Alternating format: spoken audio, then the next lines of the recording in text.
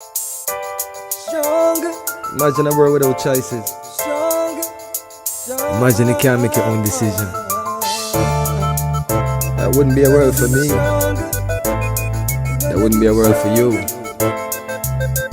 You, I see. Tell them we're gonna be stronger. Together we can make it right. Our purpose is a better Jamaica for you and I. Gonna be stronger together. Time we all just unify. Our purpose is a better Jamaica for you and I. It is a natural right for every human being to be free. Free, so free. So the government is there to protect you and me. UIC objective is to liberate the citizens from colonial bondage, them regulation, them taxation. Rob Jamaica, we independent. Be stronger together.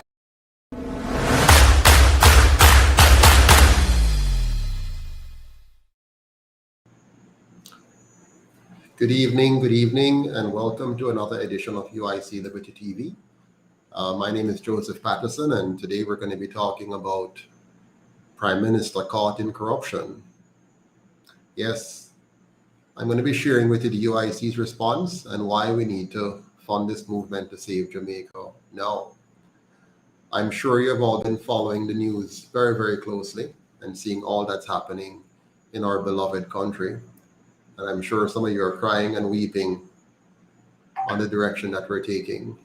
Good night, Miss Sonia. Good night, JMH. Good to see you on. And welcome to another, what do you call it now? Session, class, discussion. The pleasure is mine to be here, and I'm looking forward to walking through this with you. It has been a very tiresome day for me. After you go through the day of work, then you come online afterwards and get together with all you wonderful folks and have a chat. So tonight, it's one of those topics where it's almost like it's a dream of a nightmare of some sort. But before I get into that, let me just encourage us to help us all to beat back the media blockade by liking, sharing, and commenting on this presentation. Please share it on all of your social media platforms, and don't forget to subscribe and to hit that notification bell. And then do me another favor now, go and get all your friends and your families and co-workers to do the same. We have to do for ourselves what the media will not do for us. We have to make sure that we're doing all that we can to spread the word and connect with as many people as possible. Good night, Mama Neith, and good night, Trenty Kevron, and For the Truth, cool guy, Cleveland Harris, respect. Desmond Myrie, big up, good to see you on.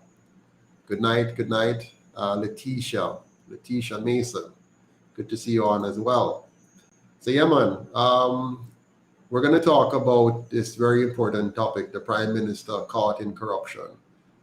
Now, I want you to notice that the news media will not be carrying the UIC's position. As usual, they'll carry, what's happening with the JLP and what Mark Golden and the PNP has to say, but they will not be carrying what the UIC has to say. So you have to get used to that and know that we are the ones who are going to have to get the message out. Let people know what the UIC is saying by sharing this live and similar recordings with your friends and family so that the message gets out. I did get a surprising call or message from one of the news media outlets yesterday into today. We've been exchanging, some back and forth, working out a possibility of me being on one of the programs, one of their programs, sometime I think on Friday, maybe around 9 or so, 9:30 a.m. I'll keep you, posted on that. But typically speaking, you don't hear the UIC on the news. So we have to, develop our own channels throughout the other avenues on social media where we are allowed. Now, Um, you know that, Mark Golding is on the stump. He's actively going out there and is, saying what he thinks and what should happen. All of it sound good. All of it sound good, and makes for very good politicking and good rhetoric.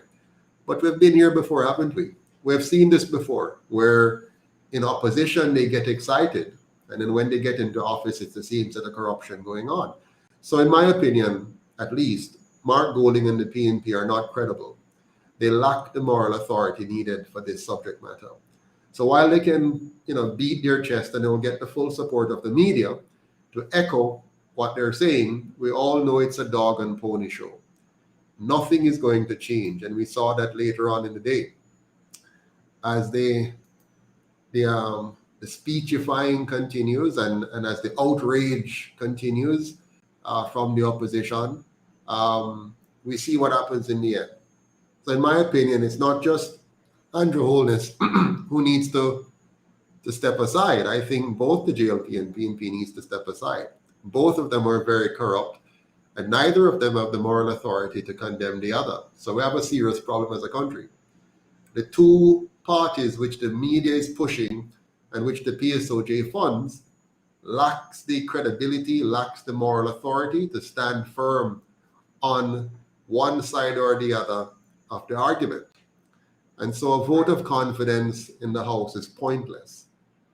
We will not have a vote of confidence, and the PNP knows that. They're just saber-rattling. They know that the PM enjoys a supermajority, and therefore calling for a no confidence and calling for stepping aside, all of that is pointless.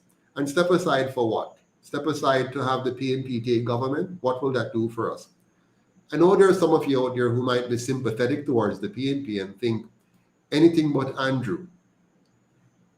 But in my opinion, it's anything but the PNP or the JLP. I don't think simply replacing Andrew with the PNP and Mark is going to do anything for us. Yeah? And Jojo says PNP was in the background watching all of these things taking place, and they said or did nothing. They have all been getting paid. Jojo, you are so right. Now, occasionally they do say something, but not enough. But most importantly is what they do, not what they say. When the PNP is in office, the corruption train continues just as speedily as the JLP corruption train continues. And one of the things I have noticed this, the PNP is very, very good, very, very good at identifying corruption. They have mastered the art of identifying corruption because, believe it or not, they have also mastered the art of being corrupt. They have come up with some ingenious methods of corruption. And one of the things they have done is they have built in corruption into the public sector by having appointed their people throughout the system. And then because the PNP was out of office for so long, they have had to be rebuilding their corruption enterprise in the government. And as they're trying to rebuild their corruption enterprise, every now and again, it popped down. And then we get a glimpse into it, whether it's the Ruel Reid or something else. We get a glimpse into it. And so the fact of the matter is we cannot and we should not trust the PNP with our government as much as we should not trust the JLP with our government. So, having said that, in any event, later today we saw from the Director of Corruption Prosecution a message that there shall be no charge being laid against the Prime Minister. They're not going to move forward with any prosecution of the Prime Minister, and we're all not surprised. We're not surprised because we're used to this. We're used to them covering up corruption after corruption, and this will be no exception. And yes, you have bloggers out there who are covering for the PNP and covering for the JLP, and we have members of our society who are still blinded by partisan loyalty and cannot bring themselves to understand clearly that it's not PNP or JLP. It's now Jamaica or PNP and the JLP. Either we're going to fix Jamaica or we're going to continue down the path of destruction with these two political parties. So I believe it's time for us to investigate the director of corruption. The director of corruption and prosecution needs to be investigated.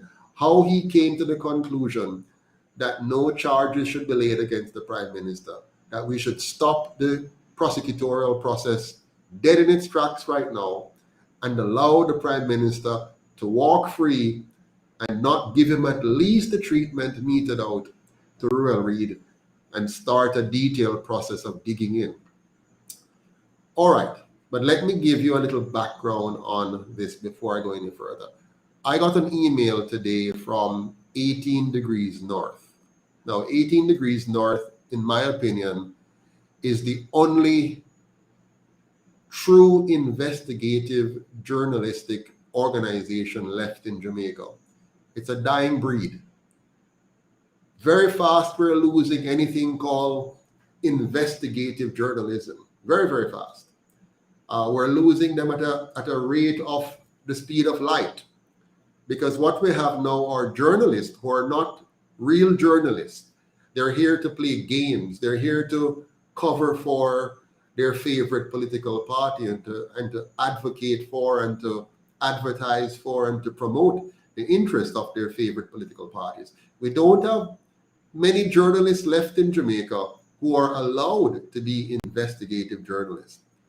So if you work for the Gleaner, you're not an investigative journalist, except to investigate the opponent of your favorite party.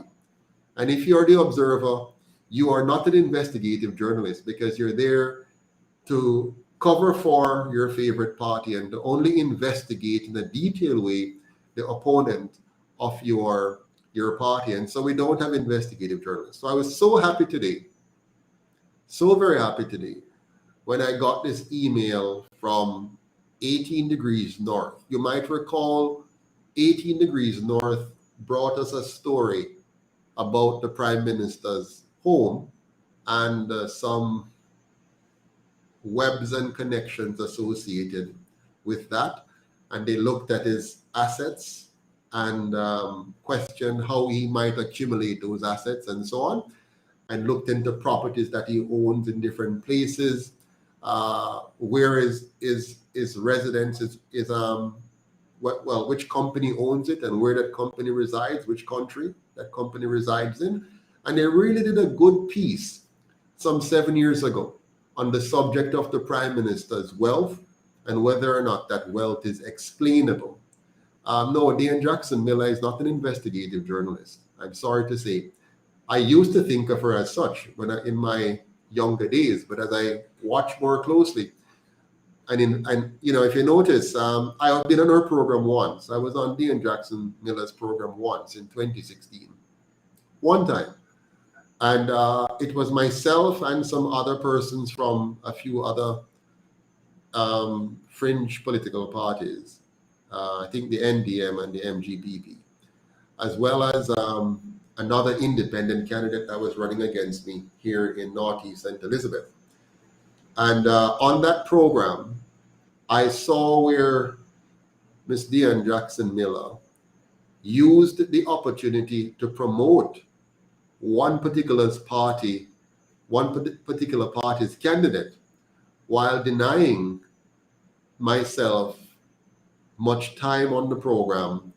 And if you went and look at what persons were saying on social media when I was on, they wanted to hear more from me, but I was quickly brushed aside. And the focus was on those who were using the time frivolously, and prior to that, on promoting the candidate that she was prompted to promote. So I'm not seeing a lot of investigative, unbiased journalism here in Jamaica. In fact, if we had unbiased journalism here in Jamaica, you would see a lot more of the UIC on television. Every day you wake up, you'd have heard something about the UIC because our policies are so potent and so relevant to the challenges we face. You hear them talk about Republic and the UIC is not mentioned. They talk about Republic, the UIC, where a big part of our thrust is to make Jamaica a non-partisan constitutional republic. And you don't see that in the news. You don't hear anything about it in the news. They behave as if we only have two parties and we only have two sets of ideas and two sets of ideologies in the country.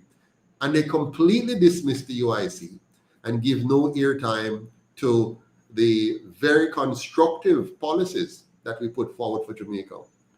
But more to come. I want to share with you what I got from 18 Degrees North. It's a bit of a backstory to all of this issue about the Prime Minister and the pickle he has found himself in, and which he has seemingly been able to navigate himself out of in lightning speed.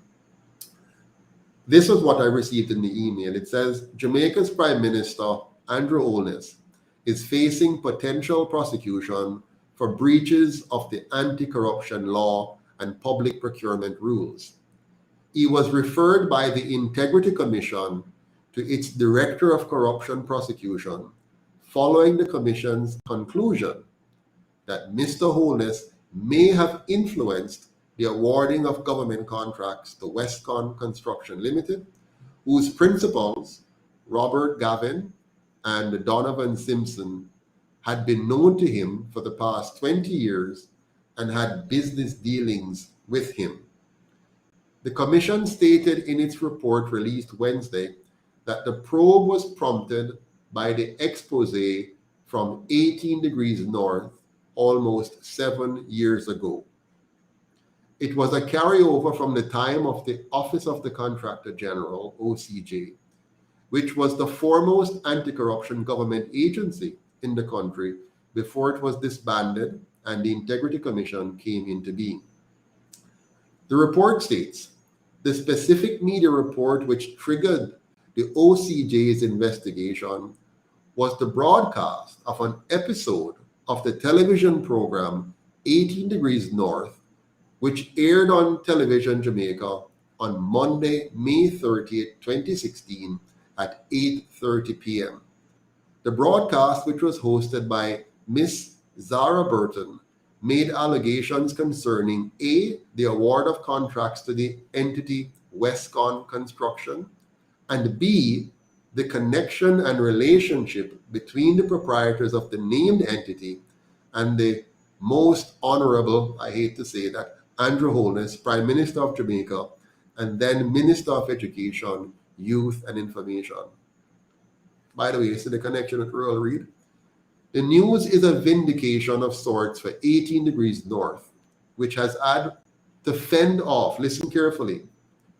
The news is a vindication of sorts for 18 Degrees North, which has had to fend off multiple legal challenges from both Mr. Holness and Robert Gavin.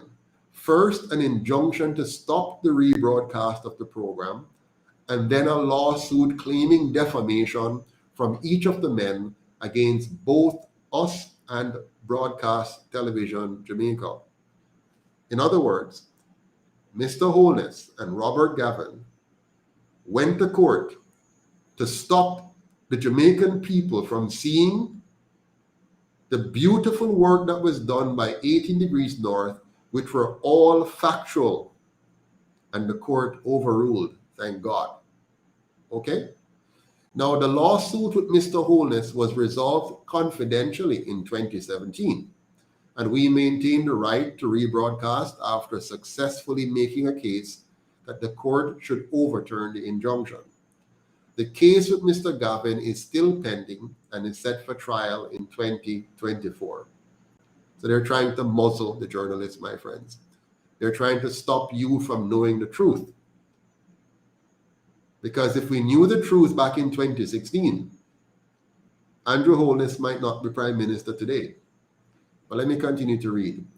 Though Mr. Holness has said he strongly disagrees with some of the findings of the report, we don't know what the Director of Corruption Prosecution will do. Well, we do know now. He has done nothing. He has just stopped it. Anyways, continuing. This moment is a reminder of the importance of journalism. Simply put, journalism is essential to rattling the right cages, and holding the powerful to account. You hear that? Journalism is essential to rattling the right cages and holding the powerful to account. Side note, you cannot have journalism, investigative journalism, good journalism. You cannot have good journalism when the media is controlled by the same people who are funding and controlling the two colonial political parties that controls this country. I hope you get what I'm saying. You cannot have good journalism, effective journalism, investigative journalism when the media, the mass of the media, is owned and controlled by those who also own and control the two political parties. That is why the UIC is so important. That is why 18 Degrees North is so important. We must have a Jamaica where we have independent, competent, well-researched entities that can bring to bear accountability upon those who claim to be our representatives in government. But let me continue with the report from 18 Degrees North. This isn't the first time that 18 Degrees North has factored into an investigation. Just last year, one law enforcement agency took out a subscription to 18 Degrees North to help with some of its ongoing probes. So, my friends, that is the report from 18 Degrees North, and I must tell you that I enjoy reading their various reports that they have put out on governments across the Caribbean. I am particularly impressed with the work done by Zara Burton as she brings these matters to our attention. I can only hope that one day the rest of our news agencies will have the backbone and the independence to be able to do the kind of work that 18 Degrees North has been doing for the people of Jamaica and the people of the Caribbean. So kudos to you, Madame Burton. I want to share with you now the UIC's press release, what we put out today, which you will not hear on the Observer or the Gleaner or TVJ or CVM or Nationwide or wherever. You won't hear it, so I'll read it for you here today. I will tell you what the UIC put out as its press release, which went to all the different news outlets, but you will not hear it. And I understand from the chairman a few moments ago that at least one of those outlets has blocked his email of such correspondence to them. I think it's RJR. They have blocked his email because he keeps sending them our press release and they keep doing nothing with it. So I guess they got tired, and so they have now blocked the email so we can no longer send them anything. In other words, they don't want to hear from us. They don't want to hear anything from the UIC.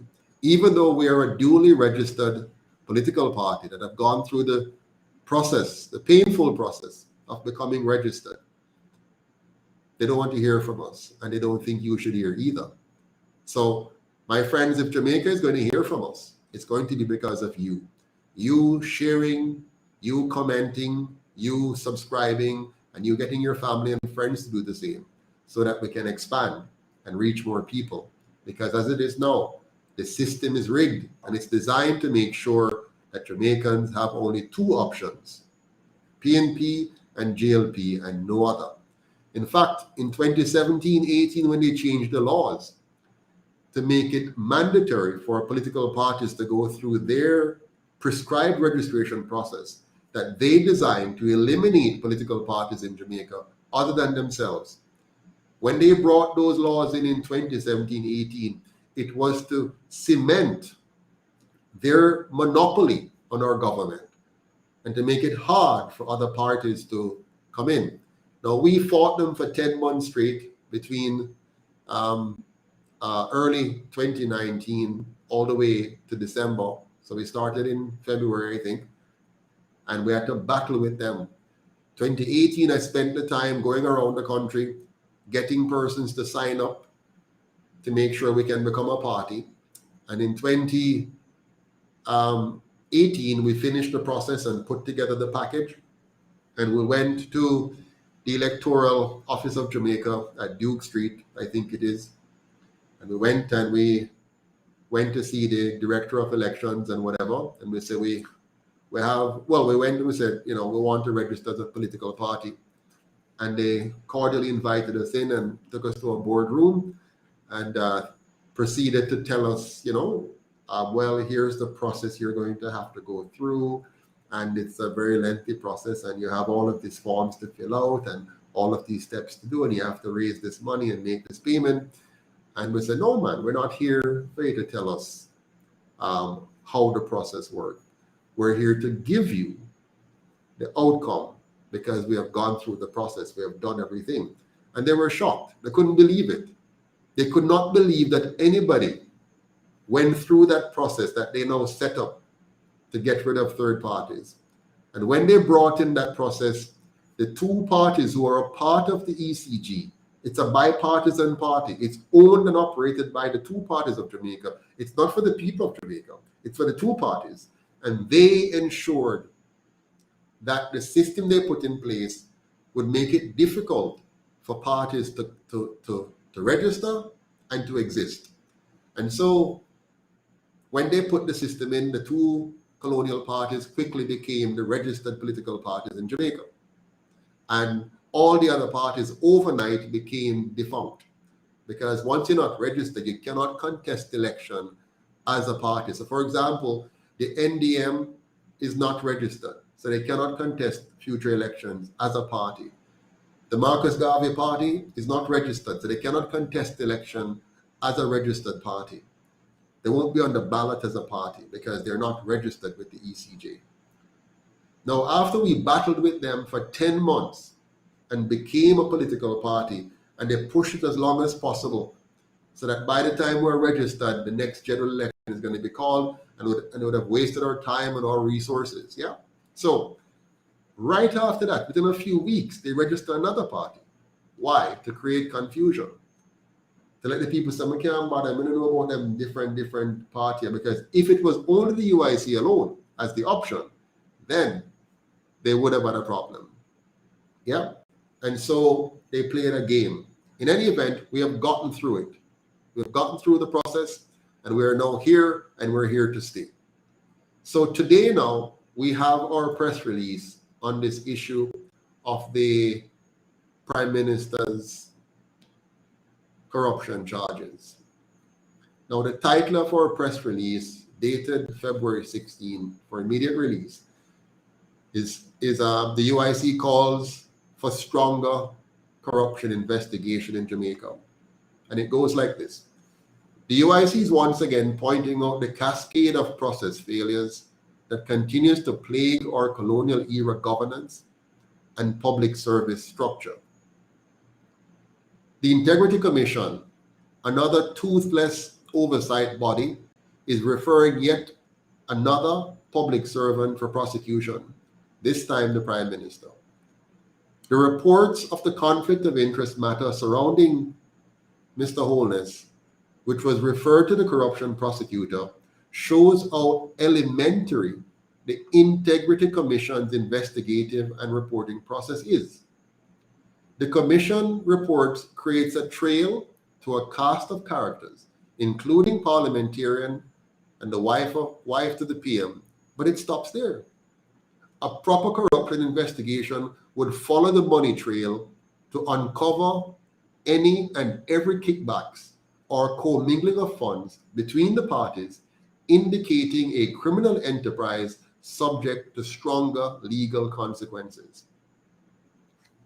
Side note, this is why the prosecutor could then drop the case, because they did not do a proper investigation detailed enough that would have made it impossible for the prosecutor to say no. I wonder if this was an attempt at distraction while they pushed through something else, like general need. Anyways, I'll continue with the press release. The UIC believes there are legitimate questions for the PM to answer on this issue in light of past questions about his growing wealth as a lifelong civil servant. If the corruption prosecutor moves forward with this case, well, we know they didn't, we implore the DPP, whom the Prime Minister has kept under the pretext of marshalling recently botched multi-gang prosecutions, to let the courts decide the PM's fate, unlike what her office has done for many party functionaries who now roam free. Sidebar, we're asking the DPP to make the process run. Well, unfortunately, we won't see if she does that because we know that the corruption prosecutor has already absolved the Prime Minister prematurely and very quickly. The only time you see anything quicker than this is under COVID. But anyways, continuing. The UIC has seen this type of posturing by the Commission before, underpinned by its inability to hold certain political figures accountable in the face of corruption allegations. The paltry declaration system under which politicians explain why inexplicable wealth acquired in public office has failed to dike this kind of mismanagement flood. We therefore call on all civil service groups, the PSOJ oligarchs, and the public at large to embrace the UIC's good governance model in order to arrest this nearly 8 decades of debilitating corruption by the two colonial parties. That, my friends, was our press release today, which you will not see in the news. It points out clearly that we have little to no confidence in the Integrity Commission or the Director of Corruption Prosecution. Now, we wrote that before we knew what the Director of Corruption Prosecution would have done, which meant we clearly had the right idea, because see, they just drop it so, and nothing will come of it. It will brush under the carpet, and the Prime Minister will go on to live another day without prosecution. Yes, but I want to take the time now to explain to you why this continues and has continued for so long. The current system, as you know it, is designed to incentivize and cover up corruption. And you're seeing that right now. But I want to break it down for you so that you have a clear understanding of how it incentivizes corruption and how it achieves such immaculate forms of cover-up. The head of state in Jamaica, which is the Governor General through the King of England, the head of state provides little or no oversight in the anti-corruption effort.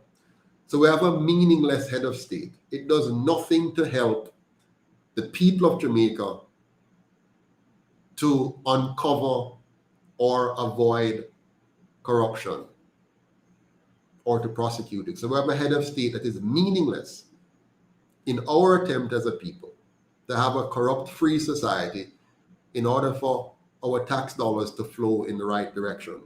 So head of state, pointless and useless in this regard. The PM is not elected by the people, but is determined by a party and its behind-the-scenes handlers. So, for example, the present Prime Minister was handpicked by a disgraced Prime Minister that was leaving office under a cloud of monumental disgrace, and he gets to pick the person who's going to become Prime Minister. And the whole backroom dealings within the party and those who control the party from the PSOJ oligarchies gave us who we have today as Prime Minister. So that's the second thing. The first thing, we have a despicable, useless, unhelpful head of state, and we have a Prime Minister which is not elected by the people, but is determined by backdoor dealings and is even selected by a disgraced outgoing Prime Minister. Point number 3, the PM in the current system appoints the majority of senators and may appoint some to ministerial portfolio as well, thus exercising control over the Senate directly or indirectly. You might remember that this particular prime minister could not even do with just that degree of control over senators. He had to even force them to sign undated resignation letters, so he would have even more leverage out of them, so he could circumvent the limited amount of internal controls or good governance or checks and balances that existed. By that alone, you know that you have the wrong person as prime minister. But let's continue. Point number 4. This current system allows the prime minister to appoint or dismiss any minister of government, drawing them from either the Senate or from the House of Representatives. This is serious, you know. If you really understand how this sets up corruption, the PM may appoint and dismiss MPs or senators as minister of government at will. This places them in a conflict of interest position, thus severing their loyalty from constituents while making their loyalty being in the PM. They become subservient to the prime minister and to the party, who has significant control over their election. So this system creates a situation where the 13 senators appointed by the PM and the members of his party elected to the House of Representatives are all beholden to him and are afraid of crossing him because of the amount of power, unchecked power, which the colonial constitution places in this one man, making him a de facto dictator if he chooses to be. This is a serious problem. Continuing along, the current system also commingles the Senate and the House of Representatives with the executive, as I just explained. So you're a senator, but you're not just a senator. You're a senator who has been appointed to be the minister of government. You're an MP, but you're not just an MP. You're an MP who have been also given a ministerial position in the cabinet or the executive branch, thus eliminating the checks and balance between those three branches. Because when you're a senator who is also a minister, you lose your independence. You lose your ability to think clearly. In fact, you're compromised. You can't think clearly and you can't act appropriately when you're so compromised. And so the system of commingling the roles of senator and MPs with that of ministers of government, and having a prime minister who is a part of the legislative body as an MP himself, representing a constituency himself, and at the same time being prime minister with extraordinary powers across the executive branch and the legislative branches, you now create a recipe for disaster, which is what we're experiencing. The office of the prime minister is just too powerful and is thus able to directly and indirectly compromise all areas of government, rendering it corrupt and ineffectual. And that is what we've been experiencing for the last 79 years, and more so the last 60. The campaign financing system is, however, the most corrupt element of all, because the campaign financing system that we have incentivizes not just the prime minister and the MPs and the senators. The current campaign financing system incentivizes the PSOJ oligarchs, the business elite, the big money per people, as well as foreign interests. It incentivizes them by giving them a way, an avenue to own and control our politicians and our government. The campaign financing system is the most corrupt element of all because it incentivizes the PSOJ oligarchy to fund and control political parties, to get their way by force or by fraud. The PSOJ oligarchs and the colonial powers find various ways to buy the two colonial parties, and by this means control their candidates to preserve the colonial system of divide, distract, and extract.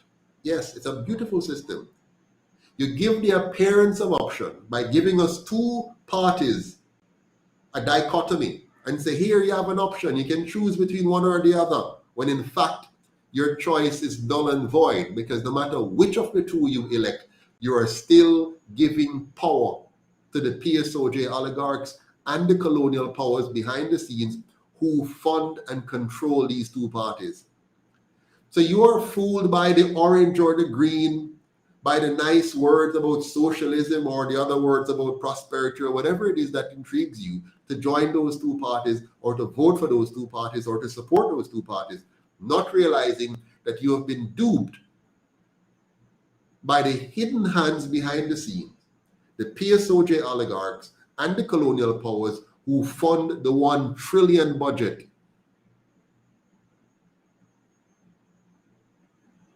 The 1 trillion budget comes with a piece which is our tax dollar and a piece which is money that is borrowed and gifted by the colonial powers.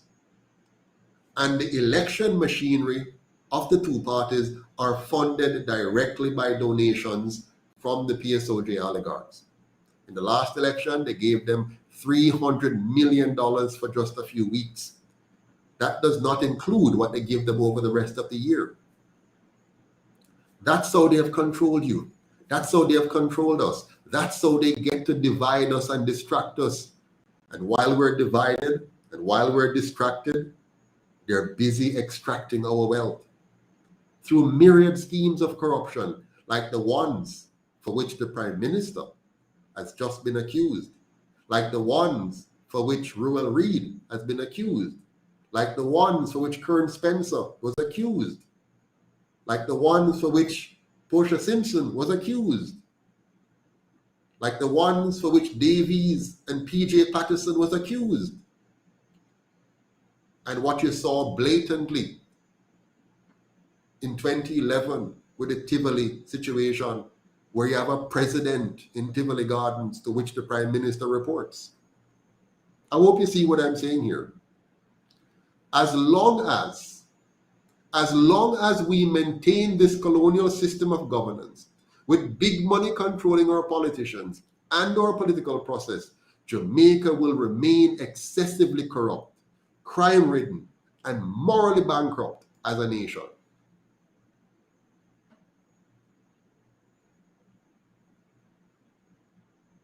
So we have a big job in front of us. We have got to take matters into our own hands. We have to change this. We need a new leadership. We need a new system. And without new leadership and without a new system, we cannot have a new and better Jamaica. So if we want a better Jamaica, we have to look for some new leaders.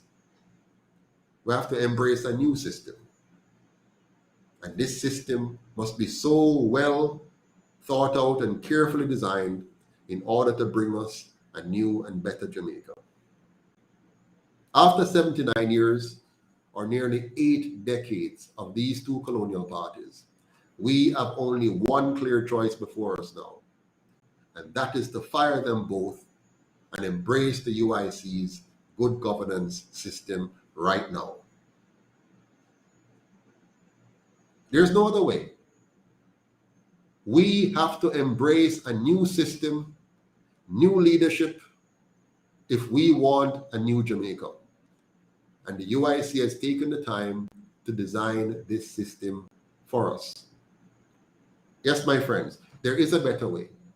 And the UIC has that better way fully designed and ready for implementation right now. As we speak, the current government is busy taking pieces of the UIC's policies and pushing them out there. For example, now they have set aside money in the budget for the army to become good at border security. They just learned that. After 79 years, they have just realized that the army should be repurposed and used to fully protect our borders so we can stop the guns and ammunition from coming in. Why they only realize it now? They only realize it now because the UIC is here and we're clarifying for the people what must be done to fix this nation, and they want to take away that thought process from you by corrupting it with their own corrupt selves, so that when you finally get around to hearing the UIC, when they can't stop us anymore, and you finally hear about us, and we say these things, it's, oh, but them do it already, or them say it already. No, of course, they're not going to do it. They're going to say it. They're going to pala it. They're going to have the army play with border security. They're going to have us play with a republic. They're going to have us play with organic farming. They're going to have us play with education reform, but they won't do it. So you're never going to see real reforms in protecting our borders, real reforms in making our education system work for us, real reforms in our agri-sector. You're not going to see that. But they will take all the words and phrases that the UIC has brought to their attention because they're following us. You may not know. You might go to some people and say, you know about the UIC? And they say, no, we don't know about the UIC. Which UIC? We don't hear about them. Which UIC is that? You'll hear that. And you'll say, oh, but nobody know about the UIC. Well, that's not true. The JLP and PNP know everything about the UIC. They follow our every move. They watch every video. They read every letter, every phrase, every word in our manifesto. And they're busy copying, regurgitating, so that they can own all of those talking points and diminish that in the minds of the Jamaican people. So that when they hear about the UIC and they start to become familiar with us, we will be insignificant to them. It will not register. They're very happy with the 63% that are turned off from the electoral process. They don't mind if we get to 80. Yeah? Because as long as the people are turned off from politics, they only have a few that they have to buy in the next election. And so it's cheaper. As a matter of fact, I tell you this, the PSOJ has a plan which you don't know about. The PSOJ and the Electoral Commission of Jamaica, which is controlled by these two political parties, are busy trying to get us to a place where we will have publicly funded campaigns, but not the way the UIC describes it. Their way is to make sure that they can take the tax dollars and stop having to pressure the PSOJ oligarchs to fund them, but they'll have the right to go directly into our tax dollars and take that out for themselves and use it to buy our votes. I'll tell you more about it in a bit. So, the UIC has some clear directions that we want to take that's going to fix this problem. Number one, we want to allow all Jamaicans to vote from anywhere in the world. So when we're elected, once you are a legitimate Jamaican, duly registered as a Jamaican, you will have the right to vote from anywhere in the world. We need all 3 million of us here at home and all 4 million of us abroad to get involved in building a new and better Jamaica. So we don't want to exclude anybody. We want to create a new Jamaica that is inclusive of all Jamaicans, even if you're not living here. You're a full, respected, integrated, and welcomed part of the family that we call Jamaica. Number two, we want to allow all Jamaicans with dual citizenship to run for office and to serve in government. Why? We believe that we must not punish our fellow citizens who were made economic refugees by the bad governance of those two colonial parties. You should not be punished because you had to leave this country or you chose to leave this country to make better for yourself because they have denied you a quality and economy a safe environment, a clean environment, an orderly environment. They failed to provide that. And so many of us run away from this country for our lives, for our livelihoods, and for us to enjoy a little bit of decency in our living. So we're going to make it okay for you to come back here and participate in saving your country, in building your country, without having to give up the benefits you have earned in another country. Let us recognize the importance of reorganizing our politics to reverse the brain drain by welcoming all of our brothers and sisters back into the process of nation building. We want to bring all of our mental capacity back to bear in reforming, restructuring, and rebuilding this country. And so we're going to allow all Jamaicans, with or without dual citizenship, to run for office and to serve in government. Number 3, all members of the diaspora who want to return to this country must be able to do so 100% duty-free. Let us roll out the red carpet to all of our Jamaicans who are ready to come back home. Let us welcome them home by making it easy and inexpensive for them to come back with all of their assets, all of their knowledge, all of their experience, and help us to rebuild and grow into a first-class country in the fastest possible time. We have no time to exclude any Jamaican from the process, nor should we make it difficult for you to come back to your country. And so it's going to be a duty-free process under a UIC government for you to come back to this country. You just find your airfare and pack up your stuff and ship it at your expense. But when you come here, there will be no cost at all at the border, at the ports, and it will be fast-tracked. It will be easy and efficient for you to just drop in and get to work right away and start to enjoy your life and build the businesses and create opportunities and impart that beautiful knowledge that you have acquired and experience that you have acquired in whichever country you work. So come back from Australia, come back from Germany, come back from Canada, come back from the US, from England, from Cayman, wherever you are.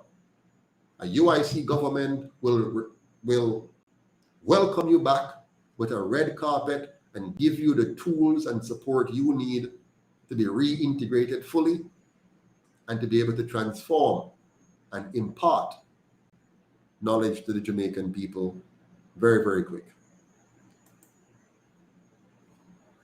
Number 4, we shall become a non-partisan constitutional republic. Why? To put an end to the divisive, tribal, partisan politics that we have suffered from for so long. We're going to unite this nation around the policy of good governance. We're going to put aside partisanship and embrace policy. We're going to sit in a circle as equals instead of on sides as partisan enemies. We're going to be a union of independent thinkers, or a United Independence Congress. That's where our name came from. Our name symbolizes the system that we want for Jamaica. So when you go to the future parliament, it won't be a parliament anymore. It will be a Congress. You won't have two sides. You'll have circles, a circle. And you're going to sit around a circle in alphabetical listing, not by party listing. And you're going to sit there as equals. You won't have government versus opposition. Once you're elected, you are equal to all the other persons who are elected. You'll receive the same support, the same benefits, the same opportunities, the same ability to contribute to nation building, to the process, to the policies, to the plans, to hold each other accountable, to question, to review, to suggest, to action. We're going to have a very different form of governance when the UIC is elected and change our constitution. We will have a united independence Congress, a union of independent thinkers where every single elected person can think and speak freely and not be controlled by any party or by big money. Yes. So in this new non-partisan constitutional republic, we're going to elected president. A president who is elected by the people as your head of state and your head of government. Yeah? A head of state and head of government elected by the people. No more a head of state that is a foreigner, and no more a head of government that is a party animal, the product of some backroom partisan activities. No, we're going to have an elected president instead of a party leader that is forced upon us. I hope you understand the change here and how significant that is. It might sound simple, but it's very significant. Very, very significant. We're going to have 3 vice presidents, 1 for each county: Cornwall, Middlesex, and Surrey. So we have regional representation within the core executive of the government. These 3 vice presidents will be independent of the president, meaning they're elected in their own right. They can come from any party or no party, doesn't matter. They'll be elected by the counties. So Cornwall, all the parishes in Cornwall, St. James, Hanover, Westmoreland, Trelawney, St. Elizabeth, all of the parishes in Cornwall will elect 1 person as their vice president to represent them. Middlesex, Clarendon, Manchester, St. Mary, St. Anne, St. Catherine, you will elect your own vice president. And Surrey, Kingston and St. Andrew, St. Thomas, Portland, you will elect your vice president. And they will sit as your representative within the core of the cabinet or the executive branch. It also means that neither of them will know which of them will be president should the president becomes incapacitated or dies while in office. So it creates a bit of uncertainty and reduces the likelihood of a plot to get rid of the president so one can automatically be president. We're also going to have the election of a general secretary and a treasury secretary as part of the presidential ticket. You know, in the US, you have a vice president on the ticket. Not so. In our system, you're going to have a gen sec and a treasury secretary on the ticket. The gen sec is the human resource minister, and the treasury secretary is the finance minister. So when we go to the polls to elect a president, we're simultaneously identifying who we want as our human resource minister and who we want as our finance minister. One takes care of the chief of staff operation and make sure that we're properly managing our human resource, and the other is for finance. Very important ministerial positions. We get to vet them on the campaign trail. We're going to elect 14 senators. Elect. Right now, we have 21 senators who are partisan appointees. The prime minister currently appoints 13 lackeys, and the opposition appoints 8 lackeys. We don't want it anymore. We're going to have 14 senators, 1 per parish, and each parish elects their own senator to bring to the legislative table someone who will look out for the interest of the parish so that no parish is neglected. So St. Thomas, you won't be neglected again the way you have been neglected. St. Mary, you won't be neglected. Hanover, you won't be neglected. Every single parish will be properly represented in the Senate, and every law has to be passed in the Senate. So you're going to have equal representation by parish to make sure that the laws are carefully scrutinized for its impact on all the parishes. Yes, that's the system we're moving for. Having an elected Senate with independent persons that can think freely and are not controlled by a party or a party leader, but can look out for the interest of their constituents. And that's what you want a government to do. You don't want a government with all of these structures that allows for corruption. You want a government that allows for the effective representation of the constituents. And so we're going to have also elected community representatives now. That's what you have at the constituency level. We're going to break it down to community levels. We're going to merge central and local government. So we bring the two together so we have proper coverage and we stop blaming each other about who is responsible. One government responsible to make all 14 parishes, all 228 divisions, all communities equally represented, all of them just as important as Kingston and St. Andrew. All of them must have proper roads, proper street lights, fixed address for everyone, good community services in the form of parks and markets, botanical gardens, play area for children, libraries, proper support services like fire, ambulance. We're going to make sure that we treat every citizen with respect and give them the kind of society that we all deserve, even better than we deserve. And so we're going to merge central and local government and ensure that reps live within and among the people they represent. We're going to make sure that they're nominated and elected by them without party or big money interfering in the process, as they do now. But here is the most important thing we're going to do as a reform that will eliminate what you're seeing now with the Prime Minister and what you have seen over the last 80 years by both of these two colonial parties.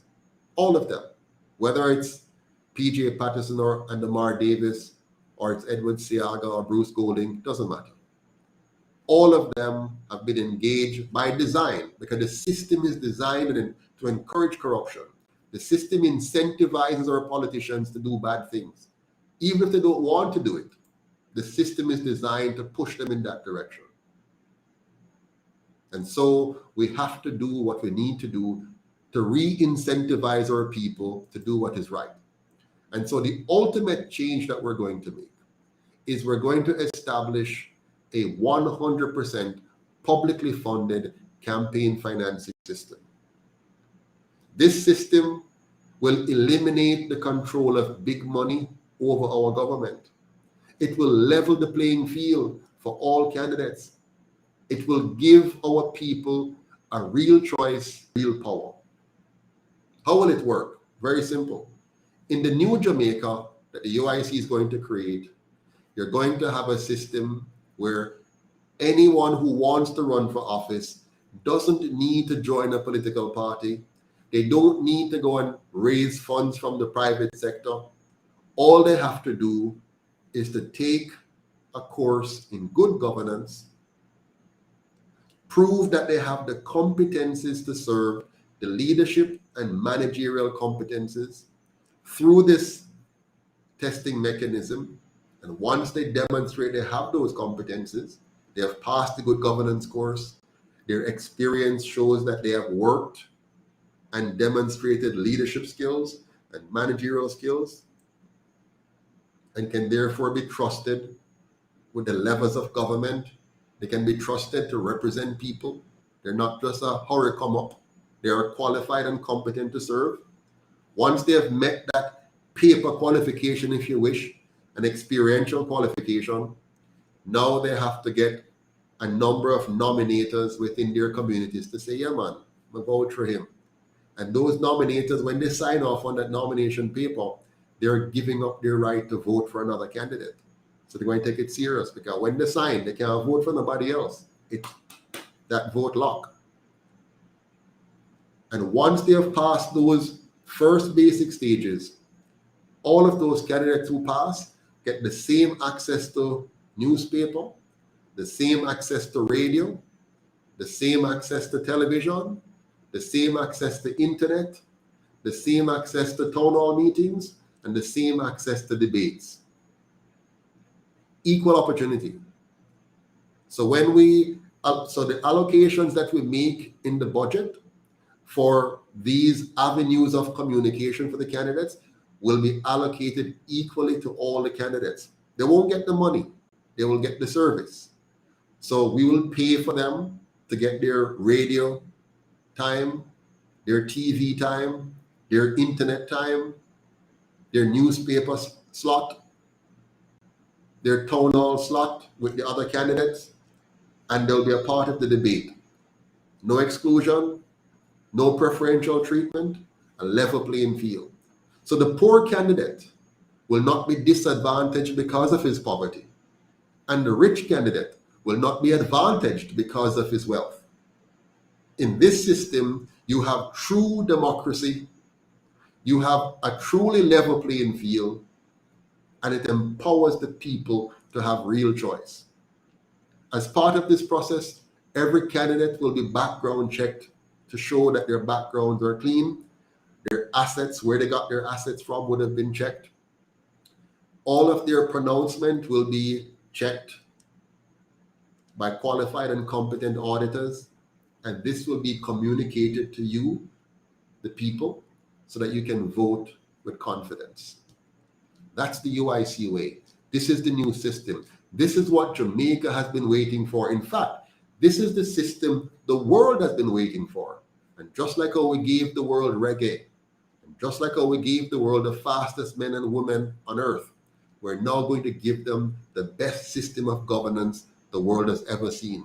A true republic, a non-partisan constitutional republic invented and developed right here in Jamaica, taking the best from around the world and improving upon it, which is the way mankind has grown through history. We don't have to recreate the wheel, but we can make it a better and faster wheel. We don't have to recreate the automobile, but we can make it a better and safer automobile. And so the UIC, a Jamaican movement that is of Jamaicans, by Jamaicans, and for Jamaicans, have developed a system that the entire world can benefit from. And so I'm inviting you to join me and the UIC in, first of all, making this the reality here in Jamaica, expanding that reality to our friends in the Caribbean, creating a united Caribbean, and then bringing this to our brothers and sisters in Africa and showing our African brothers how they too can have good governance that will bring out the best in their people, in our people, and make us a force to be reckoned with again. In our system, we're going to challenge the idea of Eurocentricity and bring back and elevate and absorb and reflect Afrocentricity without being black supremacist or racist or anything. We're just going to recognize that the black man has something significant to offer. And we're going to offer it by way of not just sports, not just food, not just music, but this time, good governance that will give us a strong economy, an outstanding people, and a magnificent place in which to live, earn, and retire with dignity in our own country. We're going to do that. We are going to do that because we're more than capable. We can do it. And we have wasted 79 years with two parties that have wasted our time, wasted our resources, wasted our future, and we're going to take it back now. We're going to take it back now and build a first-class Jamaica using this system that we have created, a non-partisan constitutional republic. My friends, it should be clear to you by now that the two colonial parties have wasted our time, wasted our money, and wasted our resources over their 79 years, 8 decades controlling our government. They have made us water insecure instead of water secure. See? They have got turn off water now because they did not build proper water harvesting infrastructure. They have made us food insecure instead of food secure because they have followed the white man logic and destroyed agriculture instead of building our organic foundation and teaching us to be self-reliant. They have made us energy insecure instead of energy secure by, instead of building alternative or renewable energy systems in Jamaica, they simply sold out JPS and left us to suffer. Any promises they make us now is a promise that is good for a fool. And it's time for us to stop being fools. Any person who chooses to trust JLP or PNP now is in fact a fool, because we have enough information. We have a good enough history, a detailed enough history. It is clear, even with what the Prime Minister has been charged with and how he has been let off scotch-free, that is indication enough. And what they did to us in COVID was that alone should make all of us cringe at the thought of any of these two parties being elected ever again in this country. One of them just said to us, time come. Time come, him said.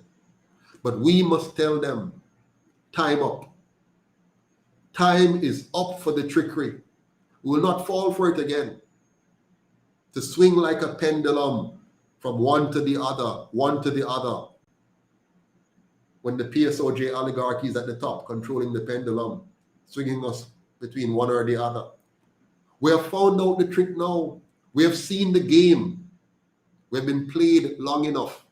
And the time has come for us to no longer be played, for us to take up our commission, to take our own destiny in our hand, and to learn from the great Marcus Garvey. He warned us, he says, any leadership that will lead you to depend upon another race is a leadership that will lead you into slavery. And that's where they have led us, right back. We got a fake freedom in 1838, a fake voter rights in 1944, a fake independence in 1962, and now they're going to give us a fake republic while keeping us dependent and poor and allowing the colonial masters and the local Bakra masters to keep us in a plantation formation.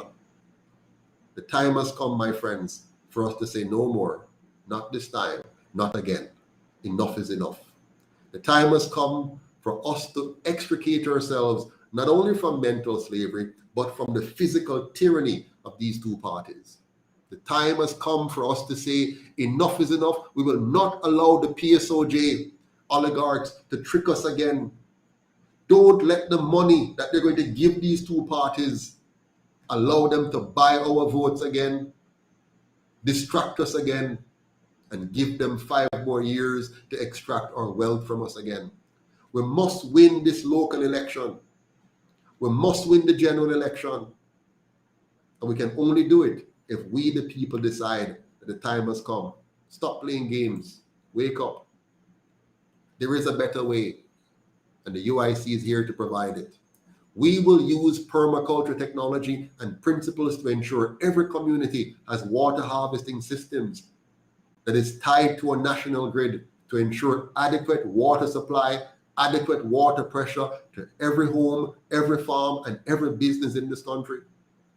We will repurpose JPS to serve the national interest with an electricity grid where every home and every energy entrepreneur can easily buy from and sell electricity to each other and to the company in a safe, efficient, and effective manner to lower the cost of energy for all of us. We will empower our best and brightest mind to access the technology and to undertake the development necessary to bring us to 100% renewable energy source for our homes, our schools, our churches, and our government offices.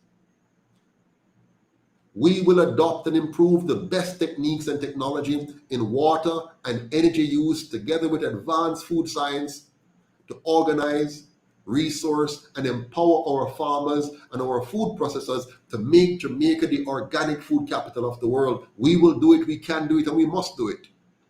We will carefully preserve our farmlands and stop spreading out poor quality houses right across and destroying our farmlands. We will preserve our farmlands. And we will make every Jamaican a shareholder in the same, while investing in massive organic farms, agricultural education, water harvesting, and renewable energy so that we can become a truly independent nation.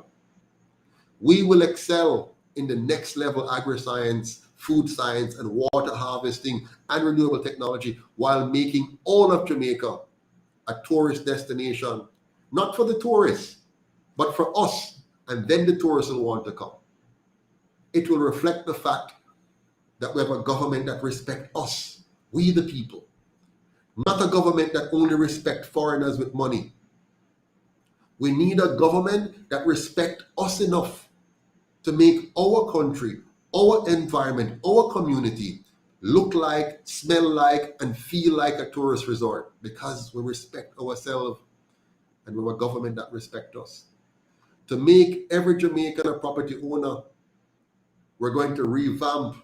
You see them playing with it now. They're talking about it because they know we're coming, and we have said it already. They're playing around with NHT now. We're going to revamp that whole system and make every Jamaican a property owner, because the land belongs to you. It never belonged to the crown. It never belonged to the government. It was always yours. It was stolen from your ancestors and should have long been returned to you. They know we're coming now, so they started to talk about change. But we're coming still.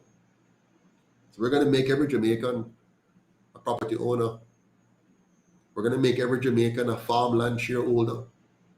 And we'll use this to maximize our agricultural pursuit.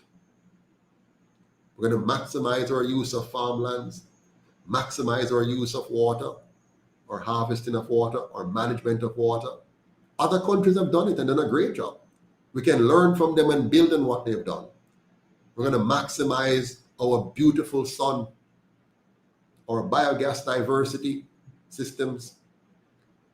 So we are going to do this deliberately and scientifically on a massive industrial scale, similar to the Netherlands and better, similar to Egypt and better, similar to Singapore and better.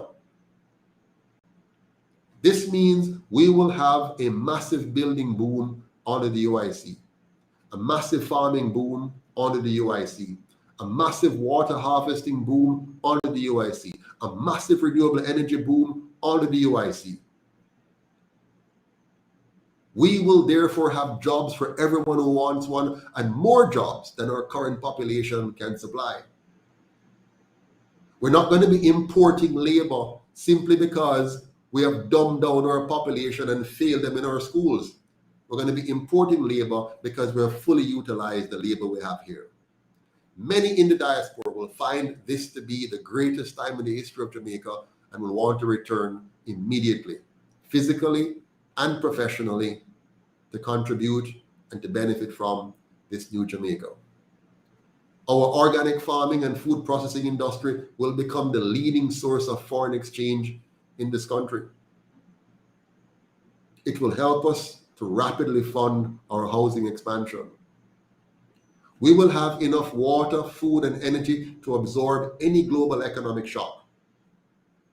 On top of all that, because we would have made all of Jamaica safe, all of Jamaica clean, and all of Jamaica orderly, with every community looking, smelling, and feeling like a tourist resort, our version of eco-friendly community tourism will see a quadrupling of our revenue from that industry. Now notice, we're not making Jamaica dependent on tourism. We're making Jamaica an effective leverager of tourism because we have been effective at the other areas, chief of which is organic farming, water harvesting, renewable technology, and just the basics, having a safe, clean, and orderly society.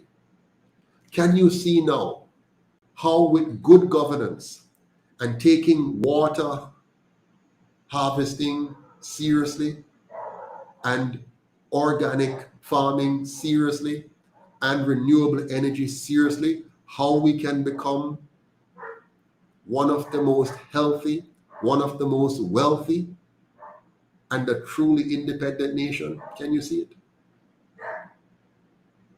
If you can see it, type yes wherever you are. Just type yes on your system. If you can see this vision, if you can understand it, if you want this vision, if you think this is good for Jamaica, type yes wherever you are, whether you're on Facebook or YouTube or wherever you are. Type yes if this is what you want for Jamaica, and if you're willing to join me and help me in building this new Jamaica. Type yes if this is what you want. This is why I came back to Jamaica. This is why I left the comfort and the wealth and security of Canada and came back to my country, because I know that we have been shortchanged. I know we can do this. I know we can get this done. They have wasted 79 years of our lives, of our treasure, of our time, of our energy. And the time has come, my friends, for us to say, time up. Time up, Mark Golding. Time up, Andrew Holness. Time up, PNP. Time up, JLP. Time up, PSOJ, oligarchy. Time up. We are ready to take charge of our country now. And this corruption charge of the Prime Minister, while he may have been let off the hook by the Director of Corruption Prosecution, we, the people of Jamaica, find you guilty as charged. And the verdict we shall render is a verdict of your eviction from our government summarily, together with your party and that of your opposition colleague and those who have been funding you and propping you up for the last 79 years. Yes, time up. And the time has come for us to move on. My fellow Jamaicans, thank you very much for your time tonight. It's been a pleasure, and I look forward to talking to you again soon. Just remember, one UIC, one Jamaica, stronger together. We are stronger when we work together, and the time has come for us to unite. Don't let them divide us anymore. Let us come together now as one Jamaica, one movement, one destiny, because we're stronger together. Good night. Take care. Until next time, don't forget to like, share, and subscribe. And please put a comment in the box. Let us know how well we've done tonight. 100% if it's great, 0 if it's bad, and something in between if it's not. And do comment on the live after I've closed as well, so that the ratings can go up and we can reach more people. Together we can do this. Let's overcome the media blockade. Let us show them that we, the people, are stronger than any amount of money they may have, and all the control they have over the media. We can overcome it together. Thank you. Good night. Until next